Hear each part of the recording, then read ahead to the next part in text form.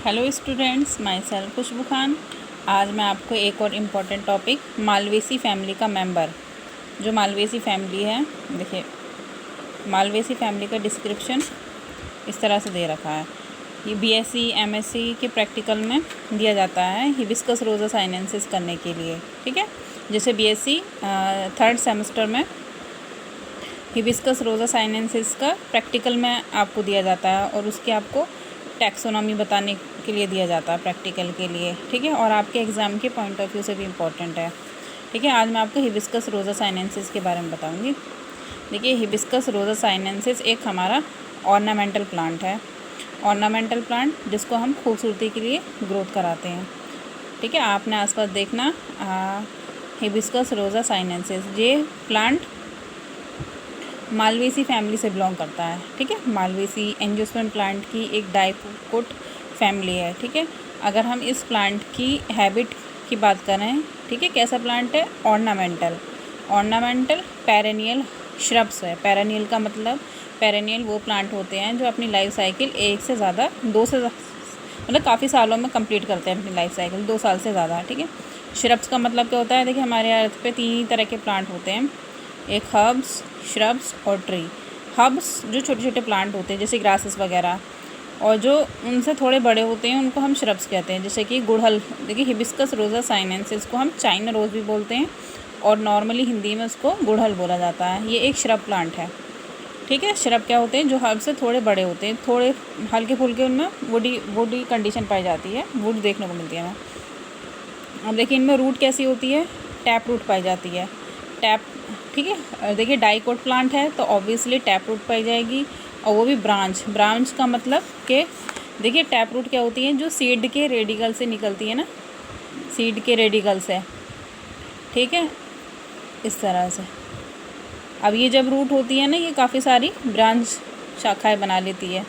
Primary root होती है, उससे बहुत सारी सेकेंडरी रूट निकलती हैं, उनसे टर्शरी रूट निकलती हैं। जब बहुत सारी शाखाएं निकल जाती हैं तो हम उन रूट को ब्रांच बोलते हैं। तो रूट कैसी है? Tap root, branched. लीफ इसमें पाई जाती है, हाँ, इसमें स्टेम पाया जाता है। देखिए, रूट के बाद अगर हम ऊपर चलते हैं तो हम सबसे पहले देखते हैं, हम रूट देखेंगे, रूट के बाद में स्टेम के कैरेक्टर देखते हैं। स्टेम कैसा होता है? इरेक्ट का मतलब सीधा खड़ा रहता है। ठीक है, प्लांट मतलब ऐसा नहीं है झुका हुआ। वुडी होता है ना। वुडी का मतलब जैसे कि श्रब प्लांट होते हैं, आप देखना जो हिबिस्कस रोज़ा साइनेंसिस का प्लांट है वो नीचे से, मतलब जो उसका तना होता है काफ़ी वुडी होता है। इतना भी वुडी नहीं होता जैसे कि बड़े बड़े ट्री होते हैं, बट हल्का फुल्का वुडी होता है। ब्रांच होता है, ब्रांच का मतलब उसमें बहुत सारी शाखाएं निकली रहती हैं, जैसे कि ये स्टेम है और इससे बहुत सारी शाखाएं इस तरह से अराइज कर जाती हैं, तो हम उसको ब्रांच कहते हैं। सिलेंड्रिकल का मतलब होता है स्टेम गोल होता है, सिलेंड्रिकल का मतलब गोल। ग्लैब्रस का मतलब चिकना। सॉलिड का मतलब काफ़ी ठोस है। अगर हम इस स्टेम को थोड़ा क्रश करने की कोशिश करेंगे तो कैसा होगा? वो ठोस होता है। लीफ हमें देखने को मिलती हैं सिंपल। ठीक है, सिंपल लीफ होंगी, ऑल्टरनेट मतलब एक के बाद एक इस तरह से अरेंज होंगी। पैट्यूलेट है ना, पैट्यूलेट लीफ होंगी और स्टिप्यूल पाया जाता है उनमें। ठीक है, देखिए ये पत्ती है, इसको बोलते हैं हम पेटियोल, और पत्ती के जैसे तना है, यहाँ से कुछ छोटी सी लीफ लाइक स्ट्रक्चर निकलता है, उसको बोलते हैं हम स्टिप्यूल। उसके बाद में पत्ती कैसी होती है? ओवेट और सीरेट। ओवेट का मतलब होता है इस तरह की होगी, गोल, हल्का सा गोल शेप लेगी, ओवेट। सीरेट होगी, सीरेट मतलब इस तरह की इसमें मार्जिन देखने को मिलती है। ठीक है, सीरेट। ग्लैब्रस का मतलब चिकनी, एपेक्स का एक्यूमिनेट, और मल्टीकोस्टेट रेटिकुलेट वेनेशन। मल्टीकोस्टेट रेटिकुलेशन वेनेशन का मतलब होता है इस तरह से उनमें जालिकावत विन्यास पाया जाता है। देखिए, रेटिकुलेट का मतलब क्या होता है? रेटिकुलेट का मतलब होता है जाली, मतलब जब पत्ती में हमें इस तरह की बीन और विनलेट्स के अरेंजमेंट्स दिखाई देती है, ये तो होती है बीन्स, और इनसे जो निकलती है उनको बोलते हैं विनलेट्स, और जब वो इस तरह से जाल बनाती है ना, तो ऐसी पत्ती को बोलते हैं हम मल्टीकोस्टेट रेटिकुलेट वेनेशन। कुछ प्लांट्स में यूनिकोस्टेट रेटिकुलेट वेनेशन भी पाई जाती है, कुछ में मल्टीकोस्टेट रेटिकुलेट वेनेशन भी। ठीक है, उसके बाद में लीफ हो गई। लीफ के बाद में चलते हैं इन्फ्लोरेसेंस। इन्फ्लोरेसेंस क्या होता है? किसी भी शूट पर फ्लावर की जो अरेंजमेंट होती है उसको हम इन्फ्लोरेसेंस कहते हैं। इसमें साइमस फ्लावर पाया जाता है सोलिटरी एक्सिलरी कंडीशन में। साइमस फ्लावर जैसे कि कोई शूट है उस पर फ्लावर ग्रोथ होने के बाद में शूट की जो ग्रोथ होगी वो टर्मिनेट हो जाएगी, ठीक है। मतलब ओल्ड फ्लावर हमें टिप पे देखने को मिलता है, ठीक है। ऐसे ही फ्लावर के अरेंजमेंट को हम साइमस बोलते हैं, ठीक है। साइमस में क्या होता है कि हमें ओल्ड फ्लावर टिप पे दिखाई देगा, बाद में हमें और जो यंग फ्लावर आएंगे वो नीचे को देखने को मिलते हैं। तो इन्फ्लोरेसेंस क्या हुआ? शूट पर फ्लावर की जो अरेंजमेंट होती है हम उसको इन्फ्लोरेसेंस कहते हैं। और साइमस में क्या होगा? एक फ्लावर निकलेगा, वहाँ पर ग्रोथ टर्मिनेट हो जाएगी और जो यंग फ्लावर होंगे वो नीचे से अराइज करेंगे। फ्लावर कैसा होता है? पेडिसिलेट। पेडिसिल, फूल की डंडी को हम पेडिसिल बोलते हैं, ठीक है। जैसे कि फूल होता है ना, उसकी डंडी को हम क्या बोलेंगे? पेडिसिल। 1 मिनट्स, ठीक है। ये जो डंडी होगी फूल की डंडी को हम बोलते हैं पेडिसिल, पेडिसिलेट फ्लावर। और हार्मोफ्रोडाइट कंडीशन है। हार्मोफ्रोडाइट का मतलब मेल और फीमेल रिप्रोडक्टिव ऑर्गन एक ही फ्लावर पर हमें देखने को मिलेंगे, ठीक है। पेंटामेरस सिचुएशन होगी। पेंटा का मतलब क्या होता है? 5, ठीक है। और मतलब कि हमें जो इसमें चक्र होंगे, चक्र की जो अरेंजमेंट होगी उसमें जैसे कैलिक्स हैं, कोरोला हैं, हमें 5-5 दिखाई देंगे। एक्टिनोमॉर्फिक सिचुएशन होगी। एक्टिनोमॉर्फिक, हम फ्लावर को कोई से भी प्लेन से कट करें तो हमें इक्वल हाफ मिलेगा, ठीक है। कोई से भी प्लेन से कट करेंगे हमें फ्लावर का इक्वल हाफ मिलता है, तो उसको हम एक्टिनोमॉर्फिक बोलते हैं। कंप्लीट है क्योंकि मेल एंडोशियम और गाइनोशियम दोनों एक ही फ्लावर पर प्रेजेंट है। हाइपोगाइनस कंडीशन होगी। देखिए ईपी कैलिक्स का पाया जाना मालवेसी फैमिली का एक इम्पॉर्टेंट कैरेक्टर है, ठीक है। इम्पॉर्टेंट कैरेक्टर होता है क्योंकि ईपी कैलिक्स हमें मालवेसी फैमिली में देखने को मिलते हैं और फैमिली में हमें देखने को नहीं मिलते। ईपी कैलिक्स जैसे कि आप चाइना रोज़ का प्लांट देखना, गुड़हल का फूल जैसा कि आप देखेंगे, इसमें देखना अगर होगा, हाँ, सबसे पहले यहाँ पर ईपी कैलिक्स पाए जाते हैं जिनका कलर ग्रीन होता है। उसके बाद में कैलिक्स पाए जाते हैं, ठीक है। तो ईपी कैलिक्स को पाया जाना मालवेसी फैमिली का कैरेक्टर होता है। तो ईपी कैलिक्स पाए जाएंगे।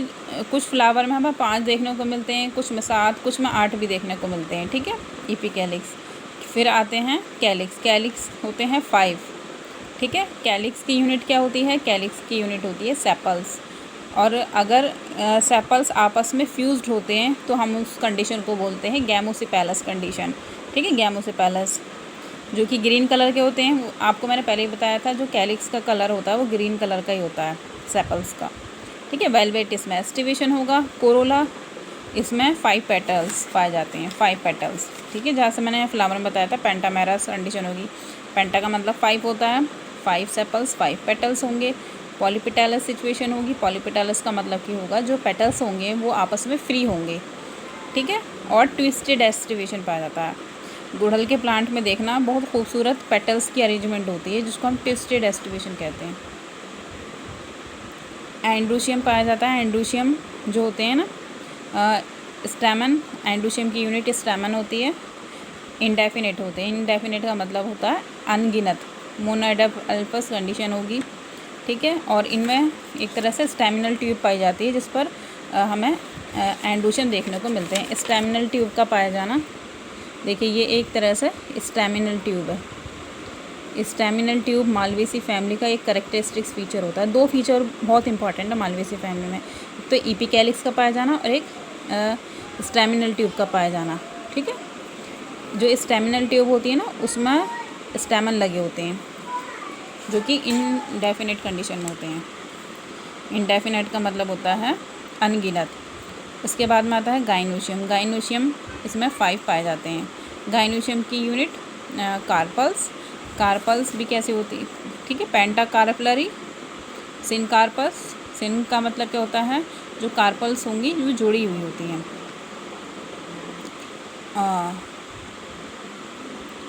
ओवरी सुपेरियर, ठीक है। ओवरी सुपेरियर होती हैं इसमें।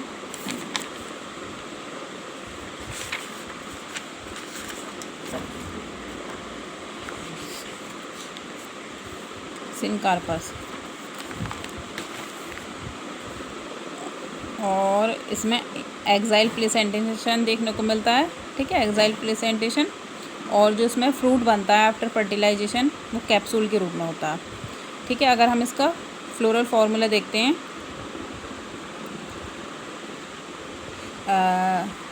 फ्लोरल फार्मूला देखिए, एक्टिनोमॉर्फिक का साइन है, यानी फ्लावर को कोई से भी प्लान से कट करो इक्वल हाफ मिलेगा।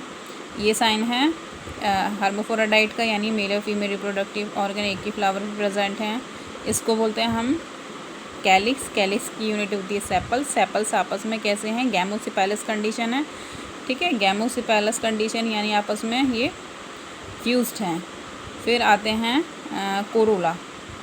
कोरोला कैसे हैं, इसमें 5 पॉलीपेटलस कंडीशन है, यानी फ्री, यानी ब्रैकेट का निशान होता है फ्यूज्ड का, अगर उसमें ब्रैकेट नहीं है तो वो कैसा है, फ्री।